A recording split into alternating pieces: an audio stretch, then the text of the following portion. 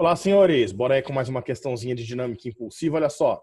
A figura ao lado representa esquematicamente os gráficos da velocidade versus tempo da colisão unidimensional de dois carrinhos A e B. Supondo que não existam forças externas, calcule, ou seja, supondo que o sistema seja um sistema isolado. Ele quer no item A o coeficiente de restituição da colisão. Meninos, coeficiente de restituição você pode calcular de duas maneiras. O E, ele é a velocidade relativa do afastamento entre os corpos, ou seja, após a colisão, né? Dividido pela velocidade relativa de aproximação desses corpos, ou seja, antes da colisão. Ou você pode falar que o teu E é VA' menos VB', que é o depois da colisão, sobre VB menos VA. E eu tinha colocado em cima VB' menos VA, sem problemas, pode fazer. Só que aí embaixo você inverte, fica VA menos VB. Então é um menos o outro sobre o outro menos um, não importa a maneira que você coloque aí, tá? Eu vou trabalhar com a primeira, tá? Velocidade relativa, a gente calcula quando eles estão em sentidos opostos, a gente soma as velocidades em módulo, e quando eles estão no mesmo sentido, subtrai. Eu vou pegar no afastamento. No afastamento, ó, a velocidade do A era 5, positivo, e o B era 2, positivo.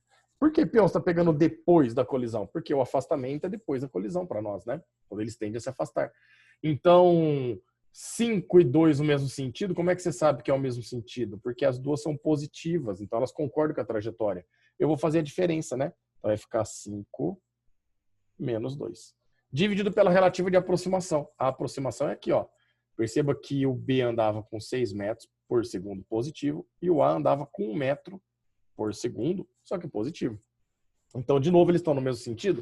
Então, eu vou fazer a maior menos a menor.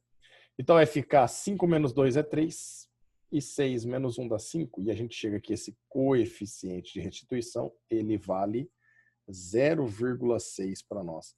Lembrando que esse coeficiente de restituição, ele indica apenas o percentual do que eu consegui manter de velocidade relativa, certo? Eu tinha uma velocidade relativa de 5 metros por segundo e agora, depois da colisão, eu tenho 3 metros por segundo, ou seja, a gente manteve 60% dela. Belezura? Item B.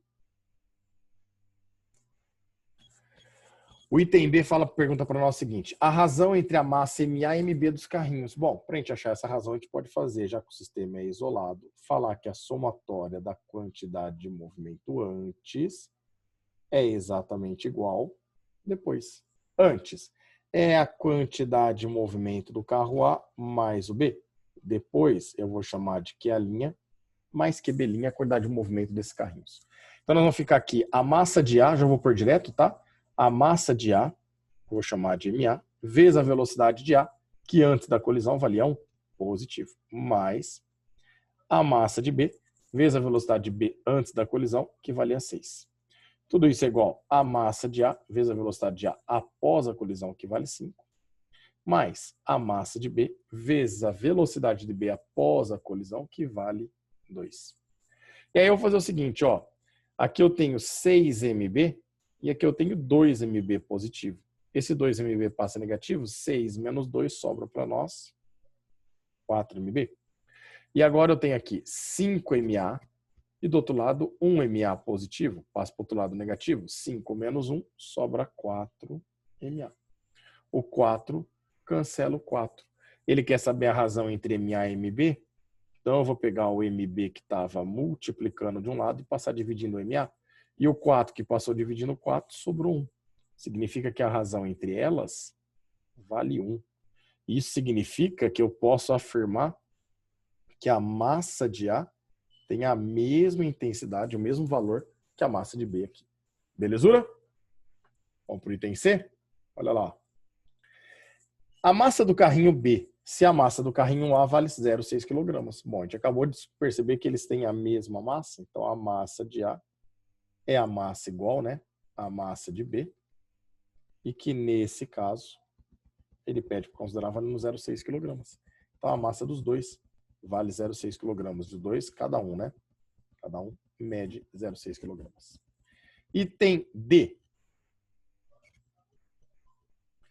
A razão entre a força média que o carrinho A exerce sobre o carrinho B e a força média que o carrinho B exerce sobre o carrinho A. Então, olha só, nós vamos aplicar aqui o teorema do impulso. Não é o único jeito, tá? Mas dentro desse assunto, eu vou aplicar o teorema do impulso, que fala que o impulso resultante é igual à variação da quantidade de movimento, ou seja, é a quantidade de movimento final menos a inicial.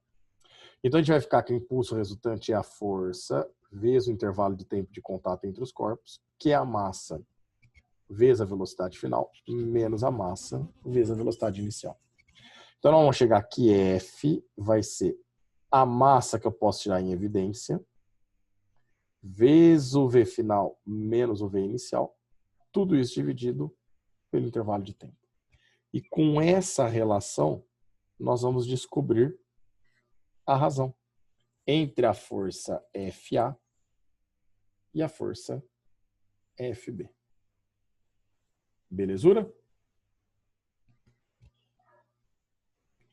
Então, olha só, como ele quer a razão entre a força média que o A exerce no B e a força média que o B exerce no A, ou seja, a força que o B está sujeito em relação à força que o A está sujeito, né? Então, vamos fazer aqui, ó, a força que o B está sujeito em razão à força que o A está sujeito aqui.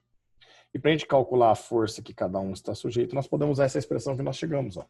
Então, a força de B vai ser a massa de B vezes a velocidade final de B menos a velocidade inicial de B. Tudo isso dividido pelo intervalo de tempo que durou a colisão, ó, que vai de 0,2 até 0,5, vale 0,3, mas eu vou chamar como ΔT. Dividido pela força de A, que seria a massa de A, vezes a velocidade final de A menos a velocidade inicial de A. Tudo isso dividido pelo tempo que durou a colisão, que é o mesmo. Propriedade matemática, ó. O FB sobre o FA vai ficar... Eu vou manter a de cima, que é MB, vezes VB' menos VB, dividido pelo intervalo de tempo, vezes a fração de baixo eu vou inverter e passar multiplicando. Vai ficar o ΔT sobre o MA vezes VA' menos VA. Bom, o ΔT em cima e embaixo são comuns, são iguais, né? Então eu posso cancelar. A massa de B e a massa de A, nós concluímos que elas têm o mesmo valor aqui, certo? Então a gente também pode cancelar MB, MB com MA. Então sobra que a razão FB sobre FA, que é o que ele pede, vai ser a velocidade de B após o choque, que vale 2, menos a velocidade de B antes do choque, que vale 6. Dividido pela velocidade do A depois do choque, que vale 5, menos a velocidade do A antes do choque, que vale 1. 2 menos 6 dá menos 4, e 5 menos 1 dá 4. E aí a gente chega aqui a essa relação, ela vale menos 1. Bom, 1 indica para nós que a força que o A faz no B é exatamente de mesmo valor que o B faz no A. E isso é óbvio, porque trata-se de um par-ação e reação. Então elas têm que ter o mesmo valor, certo? O menos é só para indicar que uma é para a direita, a outra é para a esquerda, por exemplo. Ou seja, que elas têm mesmo valor, porém sentidos contrários para nós aqui. Belezinha, meninos? E o item E, o último item aí, a gente vai fazer o seguinte. A força média que o carrinho A exerce sobre o carrinho B. Então ele quer que a gente calcule essa força aqui, ó, pela essa expressão. E aí eu preciso dos valores, né? Da massa, da velocidade final, da inicial e do tempo. Então nós vamos pegar aqui, ó, a força do B, pela equação que nós chegamos, é a massa do B vezes a velocidade final do B menos a inicial sobre o intervalo de tempo. Então a força de B vai ficar a massa de B, considerando aquele 0,6 que ele citou lá no item C, tá? Vai ser a velocidade do B no final, que era 2, menos a velocidade do B no início, que era 6. Tudo isso dividido pelo tempo, que de 0,2 até 0,5 vale 0,3. 0,6 dividido por 0,3 dá 2. 2 menos 4, 2 menos 6, desculpa, dá menos 4. E menos 4 vezes 2, a gente chega que essa força vale menos 8 newtons. De novo, esse menos só indicando para nós que é oposto ao sentido que fosse, seria adotado positivo aí, que seria do A para o B. Fechou, meninos? Grande abraço a todos e até mais.